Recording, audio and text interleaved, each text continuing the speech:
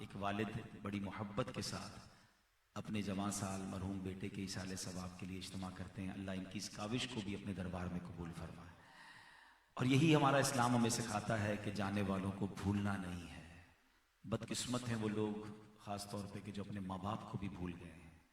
قبرستان میں کئی قبریں ہیں جہاں کوئی نہیں آتا ہے، اور پھر ہم سنتے ہیں کہ جب کئی سالوں تک کوئی نہیں آتا تو ان قبروں کو کھود کر کچھ اور لوگوں کو دفنا دیا جاتا ہے. جو شرن تو درست نہیں ہے، لیکن یہ میسج بھی تو ہے نا کہ کیسی تربیت کی تھی اور کیسی فیملی چھوڑ کر گئے کہ بچوں کے پاس یہ بھی ٹائم نہیں. بلکہ پچھلے دنوں نگران شورا نے غالباً ایک بیان میں بتایا تھا کہ ایک بچہ جو ہے وہ قبرستان میں آیا تھا اور بڑا پریشان تھا، تو پوچھا کیوں؟ تو کہہ رہے کئی سالوں بعد آیا ہوں، پتہ نہیں ابو کی قبر کہاں ہے. تو اب قبریں بھی لوگ بھولنے لگ گئے ہیں اور پتہ بھی نہیں ہے. تو اصل سرمایہ یہی ہے کہ ایسی اولاد اور ایسی فیملی ہم بنا کر جائیں کہ مرنے کے بعد بھی وہ ہمیں یاد رکھیں. اور ایک اور بات جو دنیا کی جو کہتے ہیں نئے رنگی یہ دنیا سکھاتی ہے کہ خود بھی کچھ ایسے کام کر کے جائیں کہ کوئی یاد رکھے نہ رکھے، میری قبر میں مجھے قیامت تک ثواب کے تحفے ملتے رہیں. کیونکہ ڈے بائی ڈے چیزیں بدلتی جا رہی ہیں. بچوں کے پاس اب زندگی میں ٹائم نہیں ہے تو مرنے کے بعد کہاں سے آئیں گے؟ اور آ بھی گئے. ایک اور بات کر دیتا ہوں، بیان دیکھیں کہیں اور چلا گیا، کہ میں نے بہت غور کیا، اپنے اوپر بھی غور کیا، آپ سب بھی چیک کر لیجئے. ہم دعاؤں میں نارملی اپنے ماں باپ کو یاد رکھتے ہیں، اپنے دادا دادی پردادا پردادی کو اس طرح یاد نہیں رکھتے. قبرستان بھی جاتے ہیں، اگر جاتے ہیں، اول تو جاتے نہیں لوگ، جاتے بھی ہیں تو پابندی سے بھی جانے والا اپنے ماں باپ کی قبر پہ جاتا ہے، دادا دادی کی قبر پہ نہیں جاتا. ٹھیک ہے، اب ذرا لاجیکلی بات ہے، اگر شاید کوئی پک کر لے تو سمجھ آ جائے.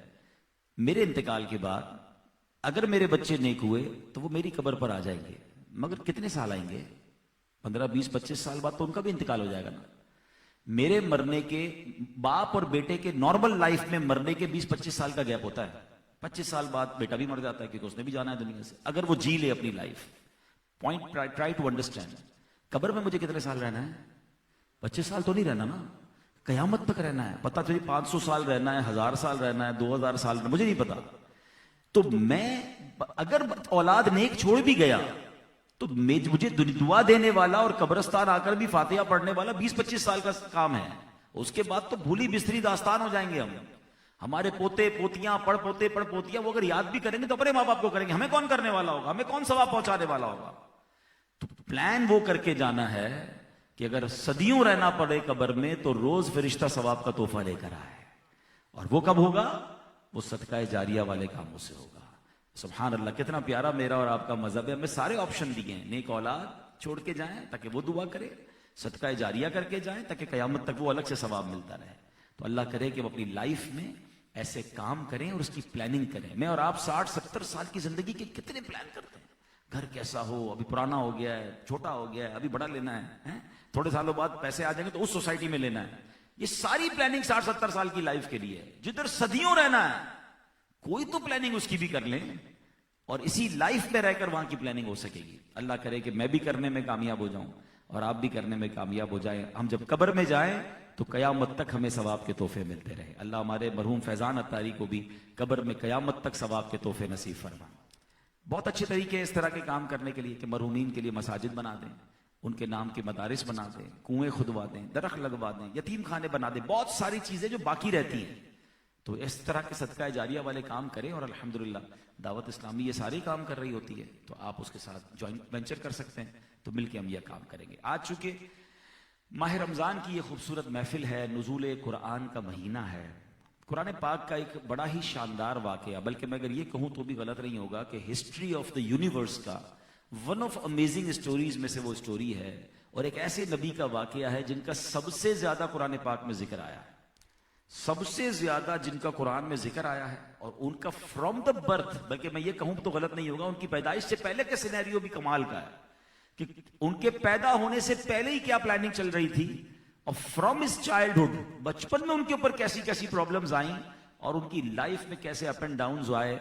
کیا کمال کی ہستی ہیں، جتنا پڑھیں ایمان تازہ ہو جاتا ہے. قدم قدم پر اللہ کی قدرت نظر آ رہی ہے اور وہ کوئی اور نہیں ہے، وہ حضرت موسیٰ کلیم اللہ علی نبینا علیہ الصلوۃ والسلام ہے. وائی ہی کالڈ کلیم اللہ؟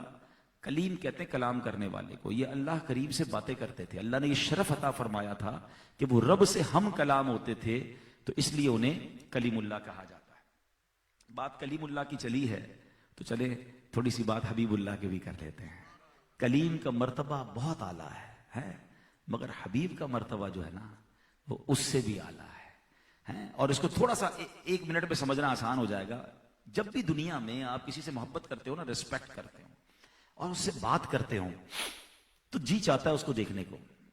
مجھے یاد ہے اچھی طرح, اب تو یہ موبائل پر بھی یہ ویڈیو کال آ گئی, ورنہ جب یہ واٹس ایپ وغیرہ نہیں تھا تو ہمارے بزنس چلتے تھے کئی لوگوں سے اور ہم برسوں ان سے بات کرتے تھے, دیکھا نہیں ہوتا تھا, ہے نا. اچھا, یہ بھی انسان کی ایک امیجنیشن ہے کہ جب ہم اس سے بات کرتے ہیں تو ذہن اس کی کوئی پکچر بنا لیتا ہے کہ یار یہ ایسا ہوگا, اور جب ملتے ہیں تو بندہ ہی کوئی اور نکلتا ہے. میں تو کچھ اور سمجھتا تھا, آپ کی آواز ایسی تھی, آپ تو ایسے سمجھا تھا. تو یہ ہمارے ساتھ چلتا تھا. اب تو خیر کلک ایک بٹن دبا کے ویڈیو کال پہ دیکھ لیتے ہیں. لیکن جی چاہتا ہے جس سے بات, اور خاص طور پہ جس سے محبت ہو, جس سے رسپیکٹ ہو. تو حضرت موسیٰ اللہ سے باتیں کرتے تھے, تو جی چاہا ان کا بھی کہ یا اللہ میں تجھے دیکھنا چاہتا ہوں. تو وہاں سے کیا ارشاد ہوا, لن ترانی, اے موسیٰ تم مجھے نہیں دیکھ سکو گے.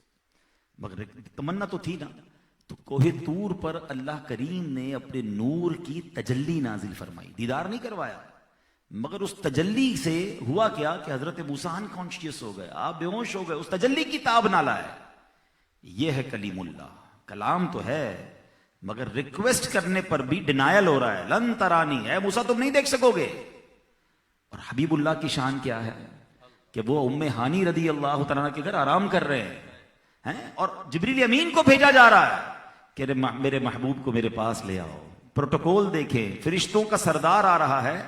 واقعہ انشاءاللہ شب معراج میں تفصیلی سنیں گے, but I am just want to highlight کہ اب یہاں بلایا جا رہا ہے, وہاں منع کیا جا رہا تھا, اور یہاں تجلی نہیں, اللہ نے نبی پاک کو سر کی آنکھوں سے اپنا دیدار عطا کروایا.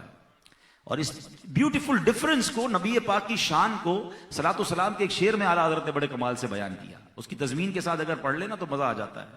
وہ کہتے ہیں قصہ طور و معراج سمجھے کوئی, try to understand the difference between طور and معراج.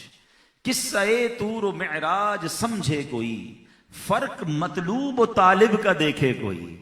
مطلوب اور طالب کا فرق سمجھتے ہیں؟ ایک طالب ہے کہ یا اللہ مجھے مل جائے, اور ایک بندہ ہی مطلوب ہے, وہی چاہیے. اللہ کے سبحان اللہ رحمتوں کی طرف سے طلب کیا گیا نا نبی پاک کو. تو فرق مطلوب و طالب کا دیکھے کوئی, کوئی بے ہوش جلووں میں گم ہے کوئی, کس کو دیکھا یہ موسیٰ سے پوچھے کوئی, آنکھ والوں کی ہمت پہ لاکھوں سلام. تو یہ شان ہے میرے آقا علیہ الصلوۃ والسلام. بہرحال حضرت موسیٰ بڑی کمال کی ہستی ہیں. اب یاد رہے کہ پہلے کے زمانے میں جو ملکوں کے بادشاہ تھے نا, ان کے الگ الگ لقب تھے. فارس کے بادشاہ کا لقب جو ہوتا تھا کسرا.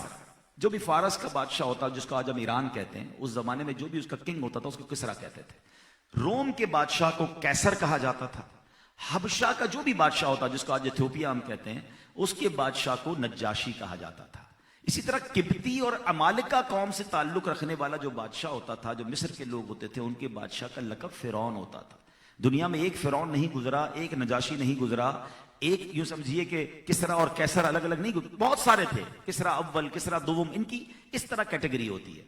اب جو فرعون حضرت موسیٰ کے دور کا فرعون تھا نا, اس کا نام تھا ولید بن مصعب بن ریان, اور اس کی عمر 400 سال تھی. اس کو وہ اپنی لائف کو جب اس نے دیکھا کہ میری اتنی بڑی عمر ہے, میرے پاس بادشاہت بھی ہے, طاقت بھی ہے, تو وہ اس زوم میں گرفتار ہو گیا کہ پھر تو میں ہی خدا ہوں. اور اب اس کے ساتھ کیا ہوا, اب یہ قرآن میں سورہ قصص میں اور کئی صورتوں میں بڑی ڈیٹیل میں یہ واقعہ موجود ہے. ذرا اس مائک کو پراپر کیجئے گا, تھوڑا سا آواز ٹھیک نہیں جا رہی. تو اب کیا ہوا, حضرت موسیٰ علیہ الصلوۃ والسلام کی ولادت سے پہلے مصر کی سرزمین میں فرعون کا غلبہ تھا, ظلم و ستم تھا, سرکشی تھی. اس نے جناب بڑے ظلم و ستم کے بازار گرم کیے تھے. بنی اسرائیل کو اس نے کمزور کر کے اپنا مطیع اور فرما بردار بنایا ہوا تھا. اور وہ یہ کیا کرتا تھا کہ اس کو ایک خواب کی وجہ سے پتا چلا, اس کے لوگوں نے خواب بتایا کہ کوئی ایسا, اس نے خواب یہ دیکھا تھا کہ مصر کو گھیر کر بیت المقدس کی طرف سے ایک آگ آئی ہے, اور اس نے مصر کو گھیر کر تمام قبطیوں کو جلا ڈالا ہے, جبکہ بنی اسرائیل کو کوئی نقصان نہیں ہوا. تو اس نے کاہنوں کو بلایا کہ میں نے ایسا عجیب خواب دیکھا ہے. تو انہوں نے کہا کہ ایک بنی اسرائیل میں ایسا بچہ پیدا ہوگا جو تیری بادشاہت کے زوال کا سبب بنے گا. اب اس ظالم نے جب یہ سنا تو اس نے کیا کہا کہ بنی اسرائیل میں جتنے بھی بچے لڑکے پیدا ہوں سب کو قتل کر دیا جائے. ایسا عجیب حکم, یعنی ایسا ظلم. جو بچہ لڑکا پیدا ہوتا اس کو مار دیا جاتا, لڑکیوں کو چھوڑ دیا جاتا.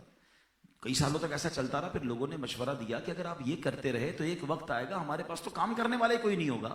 اگر بچے بڑے نہیں ہوں گے تو اگلے چند سالوں میں تو جنریشن گیپ آ جائے گا.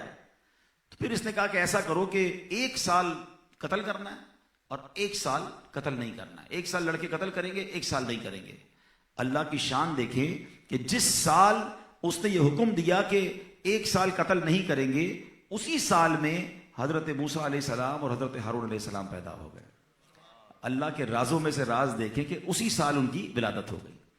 اچھا, اب جب ولادت ہو گئی تو پھر کیا ہوا؟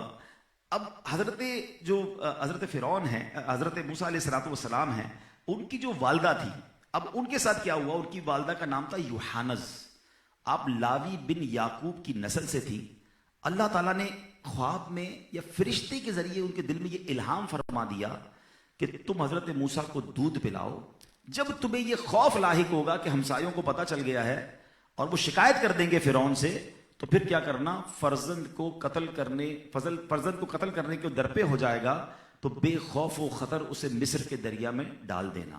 اس کے ڈوب جانے کا اندیشہ نہ کرنا, اس کی جدائی کا غم نہ کرنا. ہم اسے تجھے لوٹا دیں گے اور اس کو رسول بھی بنائیں گے. یہ وعدہ قرآن میں موجود ہے. سبحان اللہ. سورہ قصص میں اللہ ارشاد فرماتا ہے وَأَوْحَيْنَا إِلَىٰ أُمِّ مُوسَىٰ أَنْ أَرْضِعِيهِ, اور ہم نے موسیٰ کی ماں کو الہام فرمایا کہ اسے دودھ پلا. فَإِذَا خِفْتِ عَلَيْهِ فَأَلْقِيهِ فِي الْيَمِّ, اور جب تجھے اس پر خوف ہو تو اسے دریا میں ڈال دے. وَلَا تَخَافِي وَلَا تَحْزَنِي, اور خوف نہ کر اور غم نہ کر. اِنَّا رَآدُوهُ إِلَيْكِ وَجَاعِلُوهُ مِنَ الْمُرْسَلِينَ, بے شک ہم اسے تیری طرف پھیر لائیں گے اور اسے رسولوں میں سے بنائیں گے. یعنی کیسا اللہ پاک نے یوں سمجھے وعدہ فرما لیا کہ دریا میں ڈال دینا, ہونا کچھ نہیں, اسے خوف نہیں کرنا, لوٹائیں گے بھی تیرے پاس اور اسے رسول بھی بنائیں گے. اور اب ایسا ہی ہوا. اب دودھ پلاتی رہی اور ایک وقت آیا کہ آپ کو فیل ہونے لگا کہ لوگوں کو پتہ چل گیا ہے. اور اب جناب معاملہ آگے بڑھا تو ایک اور میں بعد میں مس کر گیا کہ جو میں نے کہا نا کہ حضرت موسیٰ علیہ السلام اور حضرت ہارون نہیں, یہ اسی سال پیدا ہوئے جس سال قتل کرنے کا حکم تھا. اور اب آپ کو اسی لیے چھپایا جا رہا تھا, ہائیڈ کیا جا رہا تھا کہ سال وہی تھا جو قتل کرنے والا سال ہے. اب اسی لیے خوف تھا. تو اب جب لوگوں کو پتہ چلنے لگا کہ یہ بچے کو تو قتل نہیں کیا گیا ہے, تو آپ نے اللہ کا نام لیا, ایک صندوق بنایا اور دریا میں ڈال دیا, اللہ کے حوالے کر دیا. اب کیا ہوا کہ آپ کی ایک بہن تھی حضرت موسیٰ کی, وہ ساتھ ساتھ چلتی رہی کہ دیکھوں تو صحیح صندوق جاتا کہاں ہے. بڑی نہر دریائے نیل میں ڈالنا تھا. اس دریائے نیل سے چھوٹی نہر نکلتے نکلتے فرعون کے محل میں آتی تھی. اللہ کی شان دیکھیں, جس کا خوف تھا, جس کا ڈر تھا, وہ صندوق تیرتا ہوا فرعون کے محل کی طرف ہی چلا گیا. فرعون اپنی بیوی آسیہ کے ساتھ اس دریا کے کنارے جس طرح لوگ بیٹھتے ہیں بیٹھے ہوئے تھے. کہا یہ صندوق آ رہا ہے, کیا ہے, اٹھا کے لاؤ. صندوق اٹھا کر لائے تو اس میں چاند سا چہرہ چمکتا ہوا ایک بچہ ہے. جیسے ہی فرعون نے دیکھا تو کہا یہ تو وہی بچہ نہ ہو کہ جس کی وجہ سے مجھے قتل کرنے کا اور برباد ہونے کا مجھے ڈر ہے. تو حضرت آسیہ کے دل میں اللہ نے ڈالا اور وہ کہتے کہ نہیں یہ تو بڑا پیارا بچہ ہے, اب اس کو ہو سکتا ہے اپنا بیٹا بنا لے, یہ ہماری ترقی کا سبب بنے گا. تو حضرت آسیہ کی وہ بات فرعون نے مانی اور پھر سبحان اللہ فرعون کے محل میں حضرت موسیٰ کی پرورش کا انتظام ہوا. اب ذرا غور سے سنیے ہوا کیا کہ اب اپنی ماں کے پاس وہ کیسے آئے. ہوا یہ کہ ظاہر ہے آپ تو دودھ پیتے تھے, تو دودھ پلانے کے لیے پورے مصر سے بڑی بڑی دائیاں بلائی گئیں. جب دائیاں بلائی گئیں تو اللہ نے ایسا کہتا ہے, اللہ تو قادر مطلق ہے, حضرت موسیٰ کے دل میں یہ ڈال دیا گیا وہ کسی دائی کا دودھ نہ پیتے تھے کہ ہر دائی قریب لیتی وہ دودھ ہی نہ پیتے. اب دودھ تو پلانا تھا بچے کو. تو اب آپ کی جو بہن تھی نا وہ کسی طرح محل میں پہنچی اور انہوں نے کہا میرے پاس ایک عورت ہے, وہ عورت کا وہ لوگوں کو بچوں کو دودھ پلاتی ہے, میں ان کو لے آؤں گی, اس کا دودھ پی لیں گے. وہ بہن اپنی والدہ کو لے کر آئی. اچھا وہ بیٹا جب والدہ محل میں داخل ہوئی نا تو فرعون کی گود میں حضرت موسیٰ ہیں اور رو رہے تھے, مگر والدہ کمرے میں داخل ہوئی تو انہوں نے ماں کی خوشبو سونگھی اور مسکرانا شروع کر دیا. ابھی تو ماں کی گود میں نہیں گئے اور مسکرانا شروع کر دیا, سائلنس ہو گئے, پرسکون ہو گئے. اب کیا ہوا, حضرت موسیٰ کو جیسے ہی والدہ نے گود میں لیا انہوں نے دودھ پینا شروع کر دیا. فرعون کو پھر شک ہوا, کہتا تمہارا کیا رشتہ ہے, کسی کا دودھ نہیں پی رہا یہ بچہ, تمہارا دودھ کیسے پی رہا ہے؟ تو والدہ کہتی ہے میں ایک صاف ستھری عورت ہوں، میرا دودھ پاکیزہ ہے، میرے ساتھ ایسا ہوتا ہے کہ جو بچے کسی کا دودھ نہیں پیتے وہ میرا دودھ پی لیتے ہیں۔ اب فرعون نے کیا کہا، ایسا کرو پھر یہ بچہ تم اپنے گھر لے جاؤ اور روز دودھ پلانے پر تمہیں روزانہ ایک اشرفی تحفے میں بھی دی جائے گی۔ اب جس خوف سے بچے سے ڈر رہی تھی، اللہ نے وعدہ کیا نا قرآن میں کہ ہم تمہارے پاس واپس لوٹ آئیں گے، خوف نہ کرنا، غم نہ کرنا۔ میری رب کی قدرت کا شاہکار دیکھیں کہ اب فرعون کی اجازت سے حضرت موسیٰ پھر ماں کی گود میں ہیں اور اب اسی ماں کو اپنے ہی بچے کو دودھ پلانے کا معاوضہ بھی ملنا شروع ہو گیا۔ اچھا کچھ ٹائم تک یہ معاملہ چلتا رہا، اب حضرت موسیٰ کی عمر دودھ پینے سے باہر آ گئی، تو اب آپ پھر فرعون کے محل میں آ گئے، مگر اب فیملی کو آنے جانے کی اجازت بھی تھی۔ اب ماں بھی دیکھ رہی تھی کہ اچھی پرورش ہو رہی ہے، کھانا پینا بھی صحیح ہے، سب چیزیں بہترین جا رہی ہیں، حضرت آسیہ بھی بڑا پیار کرتی تھی، مگر آپ تھے تو اللہ نے چنا ہوا تھا نا آپ کو، تو ہوا یہ کہ ایک بار فرعون کی گود میں آپ تھے۔ اب کیا ہوا کہ حضرت موسیٰ علیہ السلام نے فرعون کی داڑھی پکڑی اور داڑھی پکڑ کر فرعون کے منہ پر ایک چانٹا مار دیا تھا، تو وہ بدبخت تھی تو اس کے منہ پہ آپ نے چانٹا مار دیا۔ تو اب جب آپ نے چانٹا مارا، تماچا مارا، تو فرعون کو پھر بڑا غصہ آیا کہ یہ بچہ نارمل نہیں ہے، کہیں یہ وہی بچہ نہ ہو، کیونکہ اس کے دل میں خوف تو بیٹھا تھا کہ ایک بچہ ہوگا بنی اسرائیل کا کہ جو میری تباہی کا باعث بنے گا، کہیں میرے محل میں وہی تو نہیں آ گیا۔ تو اب اس نے کہا کہ اس کو قتل کر دینا چاہیے۔ تو بی بی آسیہ نے کہا کہ یہ بھی بچہ ہے، بچہ ہی سمجھو اس کو، کیوں آپ اتنا اس کو ہائپر ہو جاتے ہو اور اتنی بات سمجھتے ہو؟ کہا پھر ایک تجربہ کرتے ہیں، یہ اگر واقعی نارمل بچہ ہے تو نارمل بچے والے کام کرے گا۔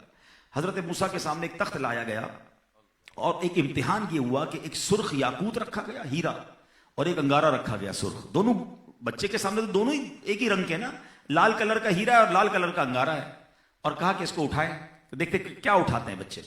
حضرت موسیٰ تو اللہ کے چنے ہوئے بندے تھے، آپ کا ہاتھ گیا بالکل یاقوت کی طرف ہی، تو سبحان اللہ، اللہ کریم نے فرشتے کو بھیجا، آپ کا ہاتھ اب انگارے پر رکھا گیا، آپ نے وہ انگارہ اٹھایا اور اپنے منہ میں رکھ لیا، جس سے آپ کی زبان مبارک جو ہے وہ جل گئی، اور جو لکنت پیدا ہوئی تھی حضرت موسیٰ کی گفتگو میں، جو بعد میں وہ دعا پھر آئی، رب اشرح لی صدری ویسر لی امری، اب یہ جو دعا ہے یہ لکنت دور کرنے کی دعا، جو حضرت موسیٰ کی دعا ہے۔ اور آج بھی کہا جاتا ہے کہ کسی کی بولنے میں مشکل ہوتی ہو، بلکہ ایک مشورہ دے دیتا ہوں، جو بیان کرنے والے مبلغی ہیں، جو نعت پڑھنے والے ہیں، جن کو لوگوں میں جا کے کوئی سپیچ کرنی ہوتی ہے، کوئی بریفنگ دینی ہوتی ہے، بلکہ آپ کو کہیں بڑے میدان میں جا کے اپنے کوئی ایگزامینیشن دینا ہے، کوئی پریزنٹیشن دینی ہے، آپ جاتے ہوئے یہ دعا پڑھ کے جائیے، اللہ اکبر، ایسی غیبی مدد آئے گی، رب اشرح لی صدری ویسر امری واحلل عقدۃ من لسانی۔ اب کیا ہوگا کہ اے اللہ رب اشرح لی صدری، اے اللہ میرے سینے کو کھول دے، ویسر لی امری، اے اللہ یہ امر جو ہے یہ کام میرے لیے آسان کر دے، واحلل عقدۃ من لسانی،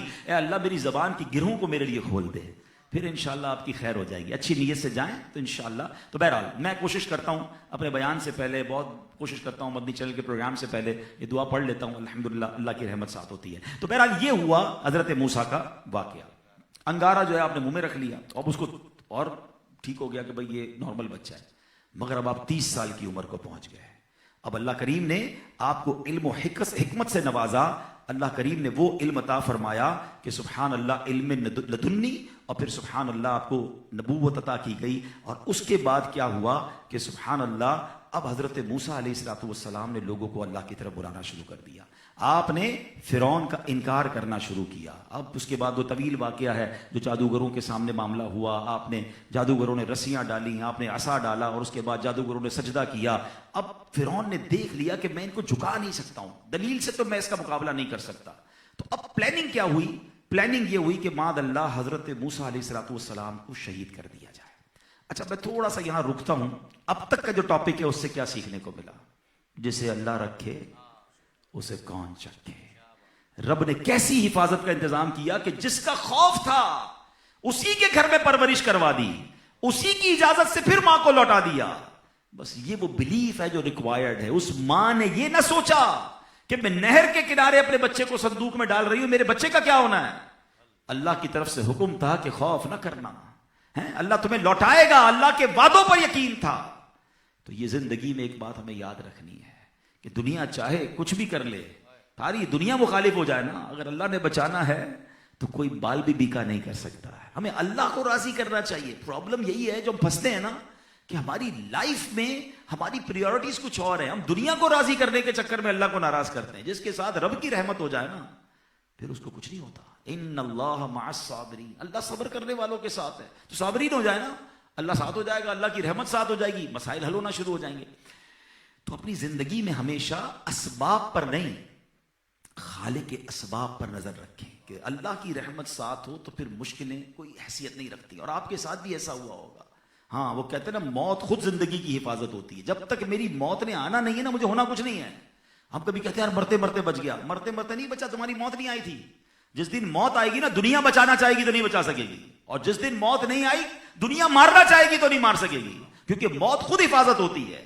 تو بس ہمیں اللہ کی رحمت پر بھروسہ اللہ کرے مل جائے, اللہ پر توکل نصیب ہو جائے تو پھر زندگی گزارنا آسان ہو جاتا ہے. اب ہم آگے چلتے ہیں کہ پھر ایک اور بات, یہ تو اللہ کے نبی تھے نا, آپ کی ماں پر آزمائش, آپ کی بہن پر آزمائش, خود آپ پر آزمائش, آپ پر جینا تنگ. تو یہ اتنی بڑی ہستیوں پر اتنی تکلیفیں ہیں, تو پھر میں اور آپ چھوٹی چھوٹی تکلیف پر کیوں غمزدہ ہو جاتے ہیں؟ پھر ہم کیوں کہتے ہیں پتہ نہیں قصور کیا ہے, پتہ نہیں مجھ پر آزمائشیں کیوں آ رہی ہیں؟ دیکھیں ایک بات یاد کر لیں, کاش یہ بات سمجھ آ جائے. ہم اس دنیا میں آئے ہیں نا, ہم مسائل کے ساتھ ہی جئیں گے. زندگی کی گاڑی مسائل کے پہیوں پر چلتی ہے, یہ آج یاد کر لو. آج اچھا پرابلم پتہ ہے کیا ہے, ہمیں اپنی تکلیف پتہ زیادہ کیوں لگتی ہے جب ہم کسی کو خوش دیکھتے ہیں. یار یہ کتنا کہتے ہیں مزے میں یار, اس کی پاس گاڑی بھی ہے, تو گھر بھی ہے, تو ماشاءاللہ ٹریول بھی کر رہا ہے.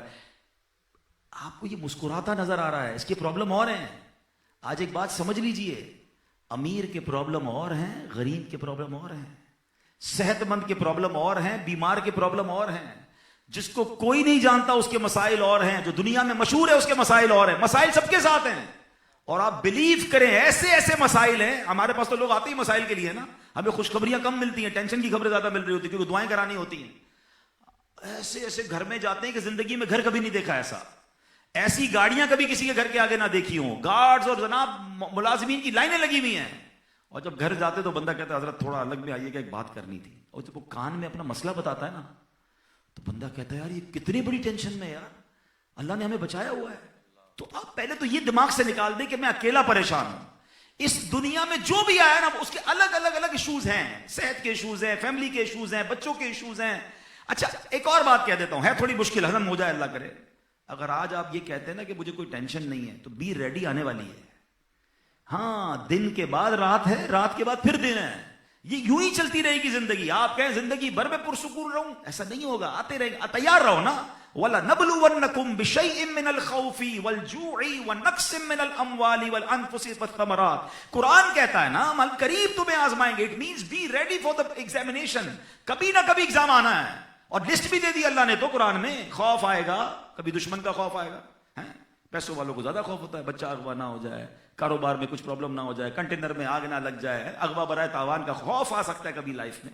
ٹھیک ہے, کبھی کیا ہوگا, آپ کی باڈی میں پرابلم آئے گی. انفس کس کو کہتے ہیں؟ اپنا نفس, اپنی ذات کے اوپر پرابلم آ سکتی ہے. آپ کو ہوتا ہے کچھ بھی نہیں تھا, میں تو بالکل فٹ تھا یار, یہ اچانک بیماری کہاں سے آ گئی؟ پاسبل ہے. کبھی مال کی کم ہو جائے گا, کبھی پھل کم ہو جائیں گے, کبھی فیملی میں پرابلم آئے گا. اسی طرح لائف گزرے گی. تو حضرت موسیٰ کا یہ واقعہ, اور یہ ایک نبی کا واقعہ نہیں ہے. اب اصل میں پرابلم یہ پڑھتے ہی نہیں نا. حضرت نوح علیہ السلام 950 سال تبلیغ کی, 80 لوگ ایمان لائے. اور پتہ ہے کتنا مارتے تھے حضرت نوح کو؟ اتنا مارتے تھے کہ آپ بے ہوش ہو جاتے ہو, سمجھتے انتقال ہو گیا ہے, پھر چھوڑ کے جاتے تھے. اپنے بچوں کو, جیسی حضرت نوح علیہ السلام کی آلموسٹ 1000 ایئرز ایج تھی نا, تو اپنے بچوں کو وصیت کر کے جاتے تھے. لوگ مرتے رہتے تھے, حضرت نوح کو اللہ نے بہت لمبی زندگی دی تھی کہ دیکھو ہم تو مر رہے ہیں لیکن ان پر ایمان مت لانا, یہ بندہ ٹھیک نہیں ہے, معاذ اللہ. ہر وقت آپ کو ستاتے تھے. حضرت موسیٰ کا واقعہ آپ نے سنا. اس کے بعد آگے چلے تو حضرت ابراہیم کے ساتھ کیا ہوا؟ اب تو خلیل اللہ ہے, اللہ کے دوست ہیں, آگ میں ڈال دیا گیا. اور ایک بار نہیں ہوا ان کے ساتھ, تو ان کو تو نمرود کی آگ میں بھی ڈالا گیا. ان کے جناب بچوں کے ساتھ ذبح کرنے کے لیے جو حکم, اتنا بڑا آپ کے ساتھ امتحان لیا گیا, وہ ہر امتحان میں کھڑے رہے. تو آزمائشیں تو پھر نبی پاک علیہ السلام خود فرماتے, حدیث پاک کا خلاصہ ہے, راہ خدا میں جتنا میں ڈرایا گیا ہوں اتنا کوئی نہیں ڈرایا گیا, جتنا میں ستایا گیا ہوں اتنا کوئی نہیں ستایا گیا. حضرت ایوب علیہ السلام دیکھیں, سب کچھ چلا گیا. تمام نبیوں کو پڑھیں نا, غوث پاک کو پڑھ لیں, اب غریب نواز رحمت اللہ تعالیٰ کو پڑھیں. پرابلمز آتی رہیں, ہم پر بھی آئی ہیں اور آئیں گی. کامیاب وہ ہے جو اس کو ٹیسٹ سمجھے, نگران شورا کا کل تھوڑے دنوں پہلے ایک بیان سن رہا تھا یا سلسلہ سن رہا تھا، بڑا کمال کا جملہ کہا، کسی نے کہا یار میں ایسی جگہ جانا چاہتا ہوں جہاں کوئی غم نہ ہو، فرمایا جنت میں چلے جاؤ، ایک ہی جگہ ہے دنیا میں، ایسے اعمال کرو کہ جنت میں جاؤ گے تو غم نہیں ہے، باقی ٹینشن کے بغیر لائف نہیں گزرتی. تو اپنے آپ کو پریپیئر رکھیں کہ میں آیا ہی امتحان دینے ہوں.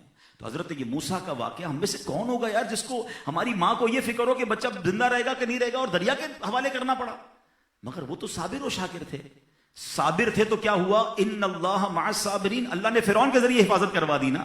فرعون کے محل سے پھر حضرت موسیٰ اپنی والدہ کے پاس آ گئے. تو یہ سمجھنا ہوگا کہ صبر کرو گے تو اللہ غیب سے مدد فرمائے گا اور مشکل آسان ہو جائے گی. اب ہوا کیا، حضرت موسیٰ نے جب حضرت موسیٰ کو معاذ اللہ قتل کرنے کا پلان کیا، فرعون نے کہا کہ اب معاملہ حل نہیں ہو رہا.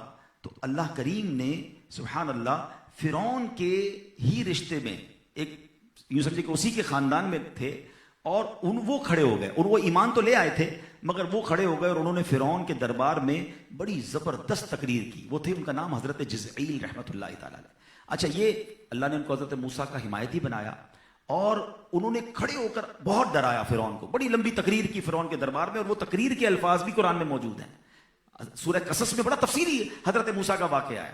تو اس نے بتایا کہ پہلے حضرت نوح علیہ السلام کی قوم نے، حضرت ہود، حضرت صالح علیہ السلام کی قوموں نے جس طرح اپنے نبیوں کو جھٹلایا اور ان کے ساتھ انہوں نے غلط کام کرنے کی کوشش کی، کیسے کیسے عذاب آئے. اے فرعون کے وزیروں، تم بھی کلمہ پڑھو، فرعون تم بھی کلمہ پڑھو، ایمان قبول کرو، اللہ پاک کے عذاب سے پناہ مانگو، جنت کے رستے پر چلو. بڑی زبردست تقریر فرعون کے دربار میں انہوں نے کر دی حضرت موسیٰ کی حمایت میں. اب تقریر سن کر ہونا تو یہ چاہیے تھا کہ جناب یہ کوئی جو ہے وہ مانتے آپ کی بات. اللہ اکبر. انہوں نے، فرعون نے کہا کہ اب ان کو کسی طریقے سے معاذ اللہ ان کو بھی راستے سے ہٹایا جائے، ان کو بھی قتل کر دیا جائے. اب جو ایک جملہ ان کے منہ سے نکلا نا، میں جو بیان کا جو دوسرا بڑا اہم موضوع ہے، جب ان کو یہ کہا گیا نا کہ تم نے ہمارے دین کی مخالفت کی، اب تمہاری بھی خیر نہیں، ہم تمہارے ساتھ بھی برے طریقے سے پیش آئیں گے. انہوں نے جو بات کہی نا وہ ادھر آ کے لگتی ہے، اور یہ ایسا کمال کا ان کی زبان سے جملہ ادا ہوا. اللہ نے قرآن میں بیان فرمایا وَأُفَوِّضُ أَمْرِي إِلَى اللَّهِ إِنَّ اللَّهَ بَصِيرٌ بِالْعِبَادِ. یہ قرآن کی تاریخی آیت، ایکچولی الفاظ تھے حضرت جزعیل رحمت اللہ تعالی علیہ کے، جو انہوں نے ان ظالموں کے جواب میں کہے تھے کہ تم نے جو کرنا ہے کر لو. وَأُفَوِّضُ أَمْرِي إِلَى اللَّهِ، میں اپنے کام اللہ کے سپرد کرتا ہوں. بے شک اللہ اپنے بندوں کو دیکھتا ہے. تمہارا کام کرنا ہے، تم اپنا کام کرو نا، میں اپنی فائل اب اللہ کی بارگاہ میں جمع کرا رہا ہوں. اب کیا ہوا، حضرت جزعیل نے جب یہ کام کیا اور فرعون، اللہ پاک نے فرعون سے جب آپ کی حفاظت فرمائی تو ارشاد ہوتا ہے فَوَقَاهُ اللَّهُ سَيِّئَاتِ مَا مَكَرُوا وَحَاقَ بِآلِ فِرْعَوْنَ سُوءُ الْعَذَابِ. تو اللہ نے اسے ان کے مکر کی برائیوں سے بچا لیا اور فرعونیوں کو برے عذاب نے آ گھیرا. اب ہوا کیا، مفسرین کہتے ہیں کہ جب حضرت جزعیل فرعون کے دربار سے واپس چلے گئے نا لمبی تقریر کر کے، اور ایک پہاڑ پر جا کر عبادت کرنے لگے، تو فرعون کو تو آگ لگ گئی تھی کہ یہ میری دربار میں آ کر میری خدائی کا انکار کر کے مجھے ہی کلمے کی دعوت دے گیا. تو فرعون نے سپاہی بھیجے کہ جہاں یہ عبادت کر رہے ہیں وہیں جا کر ان کو قتل کر دو اور پکڑ کر لاؤ، ہم اس کو دردناک طریقے سے ماریں گے. جب سپاہی گئے تو دیکھا حضرت جزعیل عبادت میں مصروف ہیں اور جنگلی جانور جو ہیں شیر، چیتا وغیرہ آپ کی حفاظت کر رہے ہیں، آپ کے آگے پیچھے گھوم رہے ہیں. فرعون کے سپاہیوں کے رونگٹے کھڑے ہوئے اور دوڑ کر واپس آ گئے. اللہ نے ان کی غیب سے حفاظت فرمائی. اب میرے پیارے اسلامی بھائیوں، یہاں جو بیان کا یہ جو اگلا حصہ ہے کہ حضرت جزعیل نے جس طرح حق بات کہی، ملامت کرنے والے کا خوف نہ کیا، یہ ہے اللہ والوں کی شان کہ اگر کہیں موقع ہو، کہیں بات کرنی ہو تو بات حق کرنی چاہیے. آج پرابلم یہ ہو گیا ہے کہ جناب جہاں بیٹھتے ہیں نا اسی کے رنگ میں گرفتار ہو جاتے ہیں. اپنے دوستوں میں بیٹھے ہیں، کوئی کہتا ہے اسلام کی یہ بات ٹھیک نہیں، ہاں مجھے بھی لگتا ہے بات تو ٹھیک نہیں ہے، اسلام میں یہ ہونا نہیں چاہیے. یعنی کچھ لوگ مسلمان ہونے پر شرمندہ گھوم رہے ہیں. کس بات پر شرمندگی ہے یار؟ ہم ایمان والے ہیں اور یہی ہمارا فخر ہونا چاہیے. ہم جہاں بھی جائیں دنیا میں لوگ کافروں سے سنا ہے ڈیلنگ کرتے ہیں، بزنس کرتے ہیں، ان کے پاس جا کر اگر وہ اسلام کے خلاف کوئی بات کرتے ہیں تو شرمندہ ہو جاتے ہیں. اپنے دین پر کبھی شرمندہ نہ ہونا، اپنے ایمان پر کبھی شرمندہ نہ ہونا، نبی پاک کی سنت پر کبھی شرمندہ نہ ہونا، اپنے قرآن کے کسی حکم پر شرمندہ نہیں ہونا ہے. ہمارا اثاثہ ہے قرآن، ہمارا ایمان ہے قرآن، قرآن کے ہر حکم پر ہمارا ایمان ہونا چاہیے. تو زندگی ایسے گزاریں کہ اچھا مسئلہ پرابلم یہ ہے کہ علم دین نہیں ہے نا تو اس لیے شرمندہ نظر آتے ہیں، ورنہ الحمدللہ علماء کرام نے ہر اعتراض کا شاندار جواب دیا ہے. ہر اعتراض کا ایک شاندار مدلل ریزن موجود ہے، مگر چونکہ علم نہیں تو ہم جناب ایسی محفلوں میں جا کر اپنے آپ کو شرمندہ فیل کرتے کرتے ہیں حضرت جزئیل نے فرعون کے دربار میں کھڑے ہو کر اللہ کے نبیوں کا ذکر کر کے اس کو عذاب سے ڈرایا اور ایمان کی دعوت پیش کی. اب ایک اور جو اس آیت سے سبق سیکھنے کو ملا کہ دنیا میں کبھی بھی آپ پریشان ہونا یہ وہ وظیفہ ہے, آپ کر کے دیکھیں اور اس کو یاد کر لیں. وَأُفَوِّضُ أَمْرِي إِلَى اللَّهِ إِنَّ اللَّهَ بَصِيرٌ بِالْعِبَادِ. جب اس کے معنی دل میں آتے ہیں نا ایسی تسلی ہو جاتی ہے. اب مثال کے طور پہ کوئی بھائی ملے کہ یار میرا مسئلہ خراب ہو گیا, اچھا کیا کیا آپ نے؟ بس ابھی ذرا گورنر سے مل کے آیا ہوں, فائل دے کر آیا ہوں, وزیر اعلیٰ سے مل کر آیا ہوں, وزیر اعظم تک پہنچنے کی کوشش ہے, فلاں افسر سے مل لوں گا, سائن ہو جائے گا تو فائل کلیئر ہو جائے گی. واللہ جب یہ پڑھتے ہیں نا تو ایسا دل پر اطمینان ہوتا ہے کہ اپنی فائل اللہ کی بارگاہ میں جمع کرا دی ہے. وَأُفَوِّضُ أَمْرِي إِلَى اللَّهِ. اے اللہ میں اپنے سارے کام تجھے سونپتا ہوں. إِنَّ اللَّهَ بَصِيرٌ بِالْعِبَادِ. اللہ اپنے بندوں کو دیکھ رہا ہے. ارے جب ہم پریشان ہیں تو وہ دیکھ رہا ہے نا, اس کے سپرد کر دو اور پھر اس کو کہو مولا میں تھک گیا, اے اللہ میں گیا دنیا والوں کے پاس, مسئلہ حل نہیں ہوا, اے پروردگار اب تیرے حوالے میرے سارے کام. اور جس دن آپ یہ سارے کام حوالے کر دو پھر دل کو ایک تسلی ہو جاتی ہے. تو یہ بھروسہ ریکوائرڈ ہے. ایک بات ہمیشہ یاد رکھنا, ہم اسباب پر غور کر رہے ہوتے ہیں. یہ کام ہو گیا, فلاں مارکیٹ میں دکان مل گئی تو کاروبار چل جائے گا, فلاں جگہ بچے کا رشتہ ہو جاتا تو بڑا اچھا تھا, فلاں جگہ یہ کام ہو جائے گا تو پھر معاملہ حل ہوگا. نہیں نہیں, ایک بات یاد رکھنا, میرے رب نے چاہنا ہے تو کاروبار میں برکت ملنی ہے, رب نے چاہنا ہے تو صحت ملنی ہے, اللہ کی رضا ہوئی تو آپ کے بچوں کی خوشیاں آپ دیکھ پائیں گے. ورنہ آپ کتنی ہی پلاننگ کر لیں, ہم نے دیکھا ایک رشتے کے لیے پتہ نہیں کتنے مہینوں لگاتے ہیں لوگ اپنے بچی کی اور بچے کے رشتے کے لیے تحقیق کرتے کرتے, مگر جب اس کے بعد رشتہ ہوتا ہے تو بعض اوقات ایسے معاملات سامنے آتے ہیں کہ مہینوں میں طلاق ہو جاتی ہے. اس کا مطلب میری عقل, میری ہوشیاری, میری تحقیق یہ سب ایک طرف ہے, ہونا وہی ہے جو میرے رب نے چاہنا ہے. یہ ایمان ریکوائرڈ ہے, یہ عقیدہ ریکوائرڈ ہے. میں آپ کو ایک بڑی خوبصورت مثال سے یہ بات سمجھاتا ہوں کہ آپ دیکھیے نا, ہمارے ہاتھوں میں ہاتھ لگے ہوئے نا, ہماری باڈی میں ہاتھ لگے ہیں, ہاتھ ہیں تو میں پکڑ رہا ہوں ایسا مت سوچنا. اللہ چاہے گا تو میں اس ہاتھ کی گرپ پا سکوں گا. آپ کو کئی ایسے ہاتھ والے ملیں گے جن کے ہاتھوں پر فالج ہے, باڈی میں ہاتھ ہے مگر گرپ نہیں ہے. تھوڑے دنوں پہلے کی میں بات بتاؤں, ہمارے ڈیفنس میں ایک بہت اچھے ہمارے بھائی ہیں, اللہ ان کو صحت دے, مجھے بتایا ان کو بیماری تھی تو میں ان سے ملنے گیا. ان کو اسٹروک لگا. میں کافی دیر ان سے بات کی, حالانکہ وہ کھڑے ہو کے ملے مجھ سے, تو الحمدللہ کہتے ہیں عبداللہ بھائی اللہ نے کرم کیا, رائٹ اوے ہم ڈاکٹر کے پاس پہنچ گئے. میرے ہاتھ اور پوری سائڈ پیرالائز ہوئی, مگر میں کافی دنوں تک ایکسرسائز کرتا رہا اور میں الحمدللہ اب سیٹ ہوں. بس ایک مسئلہ رہ گیا ہے. میں نے کہا کیا مسئلہ رہ گیا ہے؟ کہہ رہے میری ہینڈ رائٹنگ واپس نہیں آ رہی ہے. It is very new thing for me. میں نے کہا ذرا ایکسپلین کریں اس سے کیا مراد ہے آپ کی. کہتے ہوا یہ میرے رائٹ ہینڈ کو اسٹروک لگا, ٹھیک ہے, رائٹ ہینڈ کام نہیں کرتا تھا. پھر میں نے فزیوتھراپسٹ ہائر کیے, میں اس کی فالج کی ایک الگ ایکسرسائز ہوتی ہے, میں کرتا رہا, میری موومنٹ آ گئی ہے, ساری موومنٹ آ گئی ہے, مگر میں پین نہیں پکڑ پا رہا تھا. کہتے جب میں پین پکڑ ہی نہیں پا رہا تھا تو میں رائٹ نہیں کر پا رہا تھا. تو اچھا اس وقت تک بھی مجھے سمجھ نہیں آئی کہ مسئلہ کتنا بڑا ہے. تو میں نے کہا اس سے کیا مراد ہے آپ کی؟ مجھے یہ تو پتا تھا کہ بہت بڑا انڈسٹریلسٹ ہے. کہتے پین نہیں پکڑ پا رہا تھا تو چیک پہ سائن نہیں ہو رہا تھا. میرے پاس سینکڑوں لوگ کام کرتے ہیں, مجھے سب کی تنخواہ دینی تھی. کہتے میں ہفتوں تک پین پکڑ کے سائن کی پریکٹس کرتا رہا, میرا سائن ہی نہیں بنتا تھا مجھ سے. پھر میں اپنی وائف کو لے کر ادھر گیا, بینک پہ گیا, اور بینک والوں کو کہا میری مجھ سے سائن نہیں ہو رہا ہے. پھر میری فنگر پرنٹ کے ذریعے میں نے جو اکاؤنٹ تھا میری وائف کے نام پر منتقل کیا, تب جا کے سیلری ریلیز ہوئی. سارے بیچارے غریب میرے امپلائیز انتظار میں تھے کہ میں ان کی تنخواہ دوں, اور اب تک میں اپنا سگنیچر کرنے کے قابل نہیں ہوں. میں سوچنے لگا یا اللہ اس نعمت کا ہم نے کب شکر ادا کیا تھا. یہ پین پکڑنا, یہ ہینڈ رائٹنگ, یہ سائن, یہ جب تک رب نہیں چاہے گا. میں کہتا ہوں میری ایسی سائن ہے, میرے سائن سے جناب فیصلے ہوتے ہیں. میرا سائن ہو جائے تو جناب یس نو ہو جاتا ہے. ارے یہ جب تک ہوگا جب میرے رب نے چاہنا ہے. تمہارا ہاتھ ہی نہیں چلے گا تو کرو گے کیا؟ ہم اسباب کو سوچ رہے ہیں. آپ نے نابینا دیکھے ہوں گے, آنکھیں لگی ہوتی ہیں, آنکھیں نکلی نہیں بھی ہوتی. آپ کے نابینا کے آنکھیں نہیں ہوتی, آنکھیں ہوتی ہیں, بلکہ ایسے دیکھ رہا ہوتا ہے, لگتا ہے مجھے دیکھ رہا ہے, بالکل کلیئر ہے آمنے سامنے, مگر پھر ہاتھ ہلاتے ہیں تو پتہ چلتا ہے یار اس کو نظر نہیں آ رہا. اٹ مینز آنکھ لگی ہونا کمال نہیں ہے, اللہ نور عطا فرمائے گا تو دیکھ سکو گے. جتنے بولنے والے جو گونگے ہیں ان کی زبان لگی ہوتی ہے, زبان تھوڑی کٹی بھی ہوتی ہے, مگر وہ نہیں بول پا رہے. It means part of the body is nothing. مجھے رب نے زبان بھی دی ہے, اور اس زبان کو بولنے کی صلاحیت بھی میرے رب نے دی ہے. یہ کان نکلے ہوئے نہیں ہوتے جو بہرے ہوتے, کان ایگزسٹ کرتے ہیں, پارٹ لگا ہوا ہے باڈی کا. اٹ مینز کان کا کمال نہیں ہے, سماعت رب نے دینی ہے. جس دن یہ بات سمجھ آ گئی نا, ہم اسباب سے نکل جائیں, ہم بعض اوقات بڑی جرت والے جملے کہتے ہیں، میں کروں گا تو ہو جائے گا، ہاں میں آ رہا ہوں پرسوں، فکر ہی نہیں کرو، سارا پلان سیٹ ہے، ہاں مسئلہ ہی نہیں ہے کوئی، میں نے کہہ دیا نا، جب میں نے کہہ دیا تو ہو جائے گا، کس بات کی ٹینشن ہے؟ یہ مت کہا کرو، اللہ نے چاہا تو ہوگا، انشاءاللہ ہوگا، رب نے چاہا تو ہوگا، میری کیا اوقات ہے؟ امام جعفر صادق فرماتے ہیں اپنے ارادوں کے ٹوٹنے سے میں نے اپنے رب کو پہچانا۔ ارادہ ٹوٹتا ہے تو پتہ چلتا ہے نا کہ ساری پلاننگ دھری کی دھری، فلائٹ بک تھی، ہوٹل بک تھی، میٹنگ سیٹ تھی، ایک معاملہ ایسا ہوا کہ بندہ جانے سے ہی رہ گیا۔ کیا ہوا؟ کسی نے تو روکا نا۔ امام اعظم ابو حنیفہ سے کسی نے سوال کیا کہ اللہ موجود ہے، اس کی دلیل دیجئے، ہم کیسے مانے رب موجود ہے؟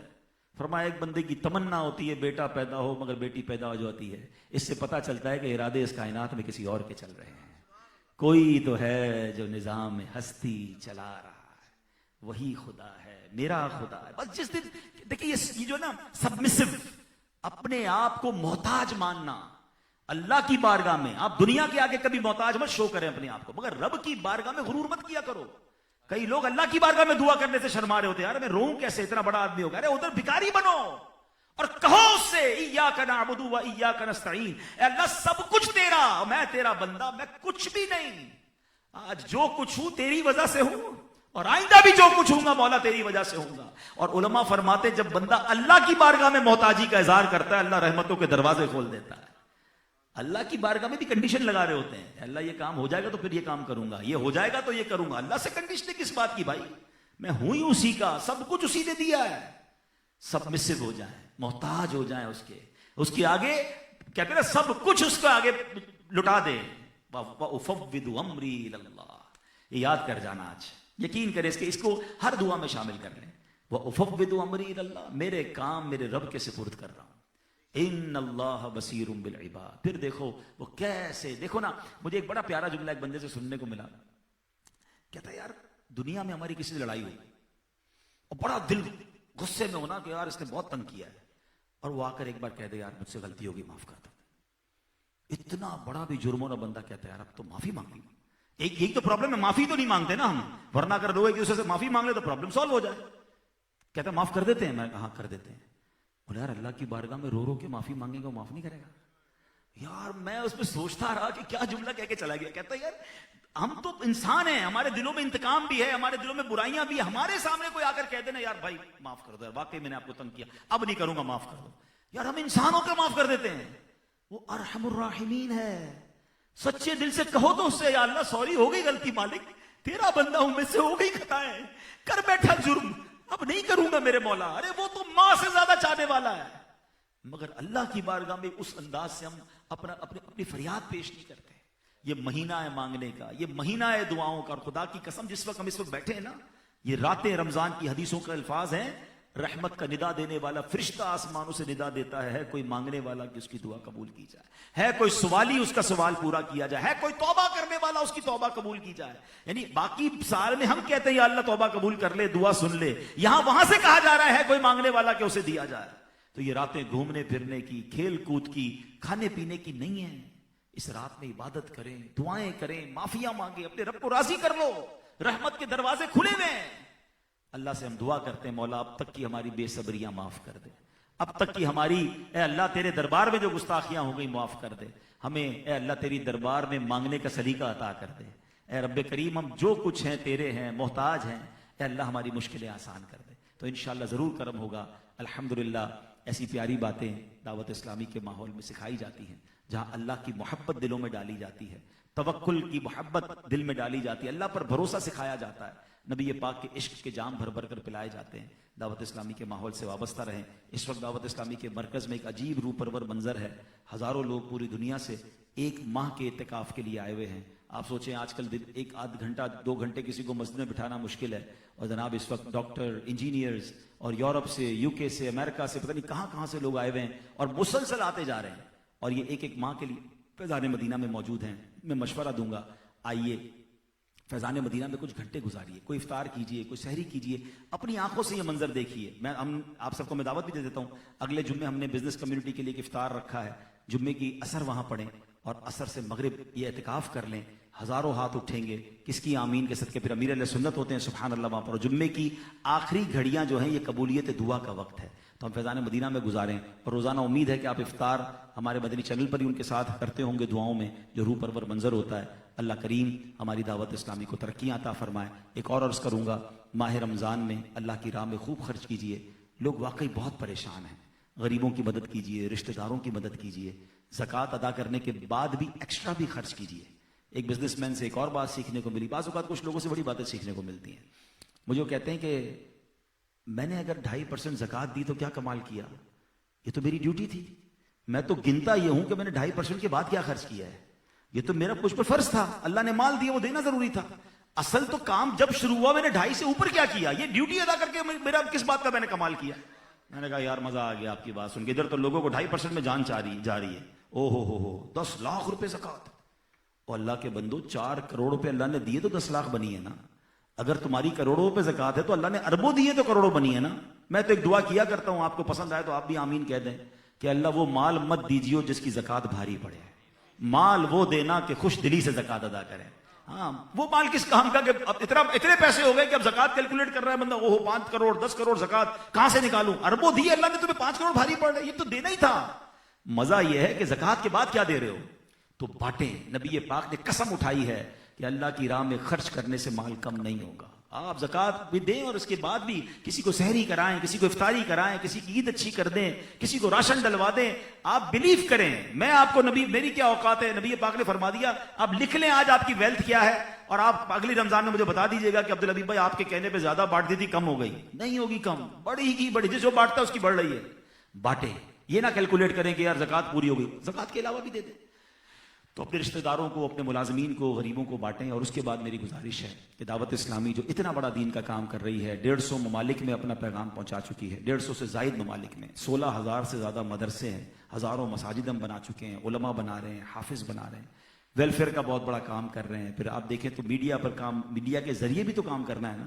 اگر آپ لاکھوں لوگ میڈیا دیکھ کر بگڑ رہے ہیں تو آپ کو میڈیا پر آ کر ہی ان کی اصلاح کا کام کرنا ہوگا، وہ بھی بہت بڑا اخراجات ہیں۔ تو اپنی زکوٰۃ میں، اپنے ڈونیشن میں اپنی دعوت اسلامی کا بھرپور ساتھ دیں۔ اللہ پاک ہم سب کو عمل کرنے کی توفیق عطا فرمائے، آمین بجاہ النبی امین صلی اللہ علیہ وسلم۔ دوران بیان ماشاءاللہ میرے بہت پیارے بھائی، میرے دوست حافظ سہروردی صاحب بھی تشریف لے آئے ہیں، تو اب یہ بھی انشاءاللہ نعت شریف بھی پڑھیں گے، سلام پڑھیں گے۔ چلے ویڈیو دیکھنے کا شکریہ۔ اگر آپ چینل پر نئے ہیں تو سبسکرائب کر لیں، اور ساتھ ہی ساتھ بیل آئیکن پر بھی کلک کر دیں تاکہ یوٹیوب ہماری ہر ویڈیو کا نوٹیفیکیشن سب سے پہلے آپ کو بھیج دے۔ جزاک اللہ۔